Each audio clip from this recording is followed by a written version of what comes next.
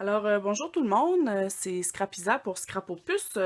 Pour le mois de novembre, je vous présente une petite chronique spéciale sur un produit que j'adore, un de mes produits chouchous. Ce sont les encres Liquitex Ink.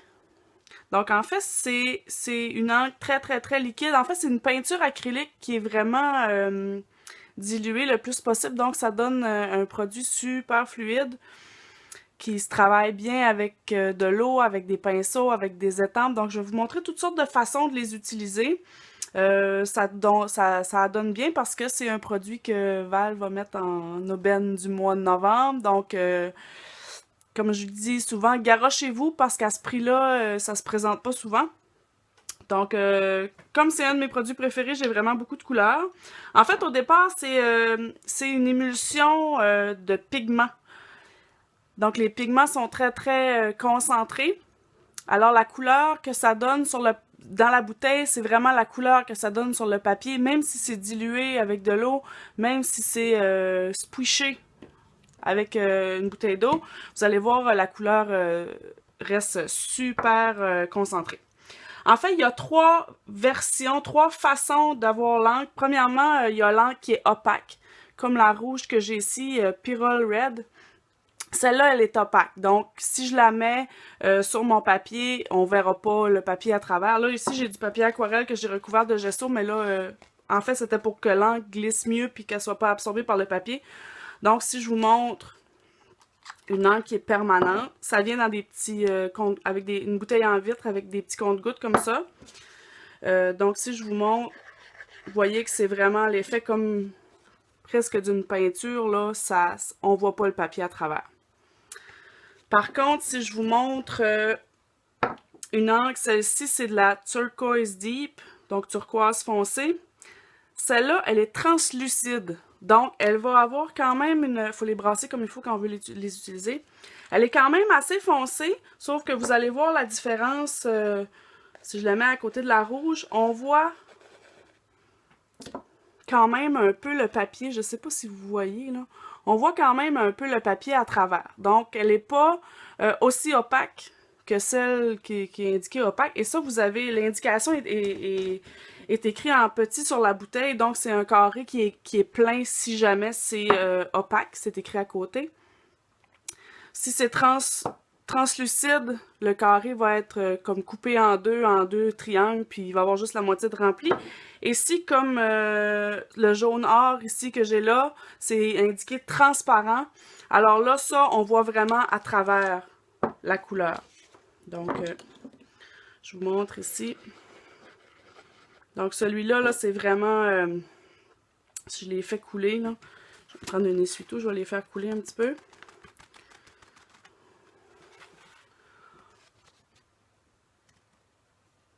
Donc, je vais les laisser sécher, puis je vous montrerai la différence des trois sur des photos à la fin du vidéo. Vous allez vraiment voir. Alors, pourquoi j'aime ces encres-là? En fait, c'est pour leur versatilité, parce qu'on peut les utiliser comme peinture, on peut les utiliser comme pour faire des coulisses, pour faire des gouttes, pour étamper, on peut les travailler au pinceau, on peut les travailler un peu comme de l'aquarelle. Donc, souvent, ce que j'aime faire, c'est de m'en mettre une petite... Vous voyez, ça, c'est ma couleur préférée. C'est Quinacridone Magenta. Donc, c'est rose, c'est fuchsia, finalement. Donc, je m'en mets une petite goutte sur un bloc acrylique. Comme ça. Un bloc pour les étampes. Et avec un pinceau, je vais me trouver un pinceau aquarelle. On peut mélanger de l'eau un peu. Comme ça. Et tout simplement peindre avec. Je vais mouiller mon papier aussi. Tout simplement peindre avec comme si c'était de l'aquarelle. Donc, vous voyez que l'encre se diffuse. Ça fait beau aussi quand on envoie de l'eau dessus, directement dessus. Donc, ça fait se diluer la couleur encore plus. Et ce qui est merveilleux avec ces encres-là, une des choses merveilleuses avec ces encres-là, c'est que c'est une encre qui est permanente. Donc, jamais elle va pâlir, elle va devenir fade. Donc, si vous faites une toile avec ou si vous la mettez sur vos pages, elle va toujours rester parfaite. C'est une encre aussi qui est, dès qu'elle est sèche, elle résiste à l'eau.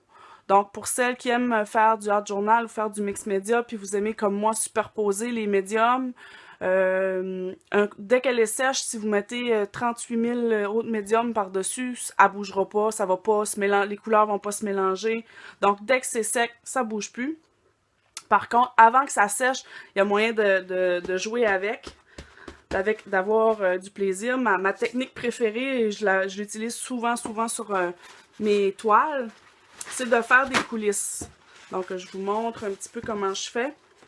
En fait, c'est que je prends ma petit compte-gouttes et je mets de l'encre seulement sur le bord de ma... Je l'ai déjà fait sur des pages aussi, donc de ma page ou de ma toile.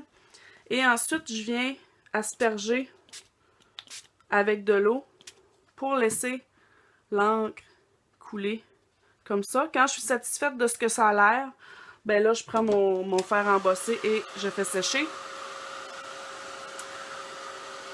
Et ce que j'aime beaucoup, c'est superposer les couleurs. Donc, faire des coulisses, mais en utilisant des couleurs différentes. Donc là, ça permet de jouer avec les tons. Donc, je vais mélanger les fuchsias, les rouges, les oranges, pour donner des espèces de dégradés de couleurs. J'aime beaucoup. Comme je disais tout à l'heure aussi, il y a moyen de les utiliser comme, en fait, avec des étampes. Donc, je peux prendre l'encre que j'avais tout à l'heure sur mon bloc acrylique et avec une étampe pleine. C'est sûr que si vous prenez une étampe que c'est seulement des contours, ça va peut-être être moins bien, mais quand on a une étampe qui est pleine, on peint dessus comme si on la trempait dans l'encre. Et là, on a juste à aller l'utiliser comme une étampe. Voilà, là la mienne est diluée, donc ça s'éparpille un petit peu, mais j'aurais pu l'utiliser pure, non diluée avec de l'eau, et ça aurait été... Évidemment, la opaque a tendance à avoir un fini un peu plus... mieux défini, si on veut. Alors, évidemment, faut nettoyer son étampe après. Donc, ça, c'est une autre façon d'utiliser ces encres-là, comme une étampe. Ensuite, ce que j'aime bien faire aussi, c'est que j'aime bien acheter des embellissements qui sont neutres parce que je trouve que les couleurs, quand on s'est vendu en kit, ou c'est souvent des modes, puis là, des fois, on reste pris avec des choses qui vont moins bien avec ce qu'on fait. Donc, j'achète des fleurs ou des wood veneer, des petites formes en liège ou des formes en tissu. Et j'aime utiliser mon encre pour... je vais prendre encore mon rose. J'aime utiliser mon encre pour les altérer. Donc, ça se peint très bien. Comme ça, sur le canevas. Évidemment, le canevas va boire beaucoup l'encre. Un coup, c'est sec, c'est permanent. Donc, il n'y a pas de danger que ça se mélange avec autre chose. Sur le liège, ça va super bien aussi. Évidemment, si vous choisissez une encre qui est transparente pour travailler un embellissement, je vais vous montrer ici avec, par exemple, avec le jaune. On va voir le grain en dessous ça ne sera pas aussi couvrant que si vous aviez une qui est opaque. Par contre, j'aime bien voir le grain du bois en dessous. Donc, ça permet de colorer des embellissements qui sont peut-être un peu plus fades. Je vais vous montrer aussi. Puis ça, c'est possible. Je vais mettre un peu de jaune au milieu de ma fleur ici, là. Puis après ça, je peux aller avec mon magenta. Et les couleurs vont se mélanger un petit peu. Donc, mon milieu où j'avais mis du jaune va devenir un peu orangé. Donc, on peut jouer avec ça. Alors là, ça, c'est une autre méthode. Qu'est-ce que je pourrais vous dire d'autre? Ah oui, j'utilise aussi souvent la blanche qui est opaque et la noire qui est opaque aussi pour faire les gouttes sur mes pages. Ce qu'il faut faire attention, je vais me trouver un papier qui est déjà coloré pour vous montrer la couleur. Ça ne sera pas long, je suis encore là. Bon, et ça, c'est un papier que j'avais déjà utilisé pour d'autres choses. Ce qu'il faut faire attention quand on veut faire des gouttes, si on veut pas que ça donne des gouttes trop grosses, il faut vraiment vider le compte-gouttes pour avoir, en fait, seulement ce qu'il y a sur l'extérieur du compte-gouttes. Et là, on y va comme ça, en donnant des coups secs avec sa main pour faire des gouttes. Parce que regardez, si mon applicateur est plein, si je fais des gouttes, ça donne des vraiment plus grosses gouttes. Et des fois, ça va pas toujours où on veut que ça aille. Donc, on essaie de contrôler un petit peu les... Donc, la même chose avec la noire. Je vais prendre un autre papier. Je sais pas si vous voyez ici, là, les gouttes. Je vous mettrai des photos de tout ça à la fin pour que vous puissiez voir. Si je prends les coulisses que j'ai faites tout à l'heure, je vais faire... tiens, je vais prendre celle-là ici pour vous montrer les gouttes. Donc, si je vide mon applicateur,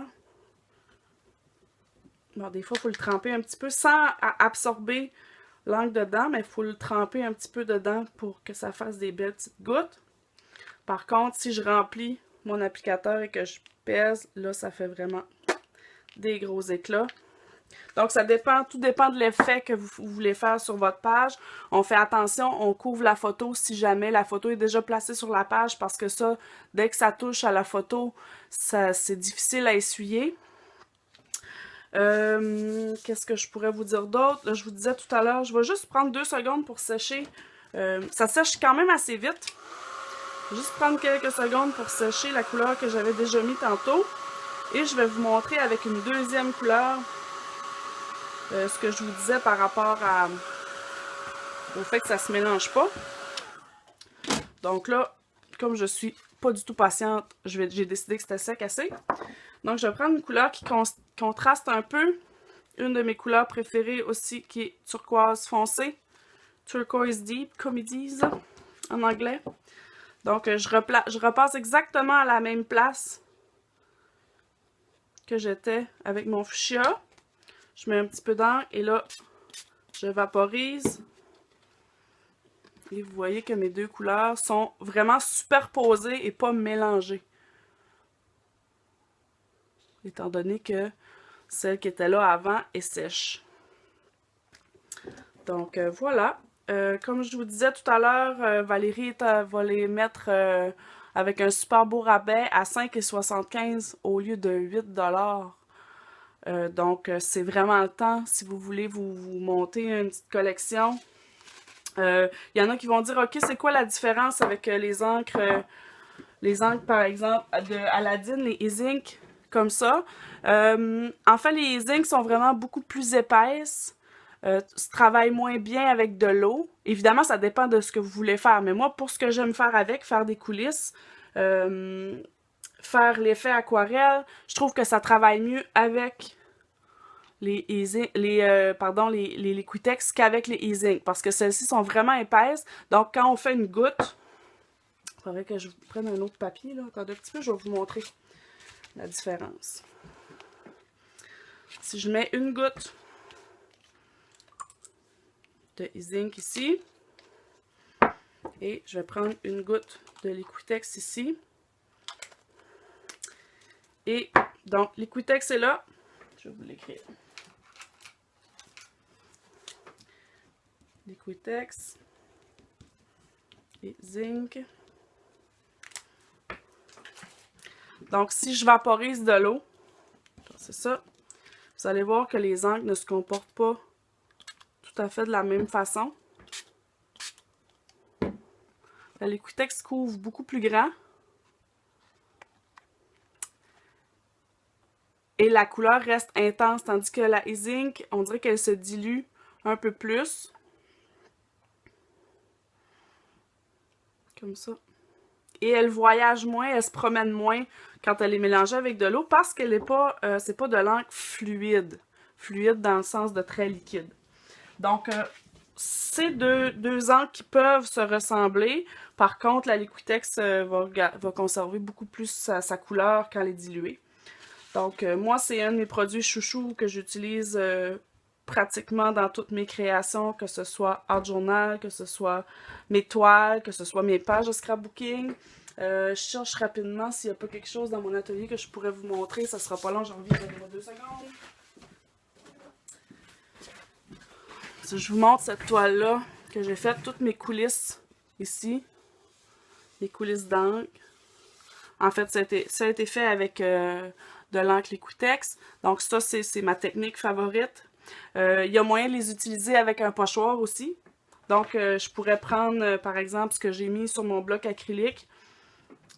Utiliser une petite éponge à maquillage, par exemple. Comme ça, avec un pochoir. Trouver un pochoir rapidement. Oui, mes pochoirs sont pas super propres. Donc, j'absorbe de l'encre, je mets mon pochoir, je tapote, et voilà. Donc, c'est aussi simple que ça. C'est un produit super versatile, donc moi, je vous le conseille fois 1000. Alors, j'espère que ça vous a intéressé, que ça vous a appris des choses. Puis, donnez-moi des nouvelles si jamais vous les utilisez. Bye bye!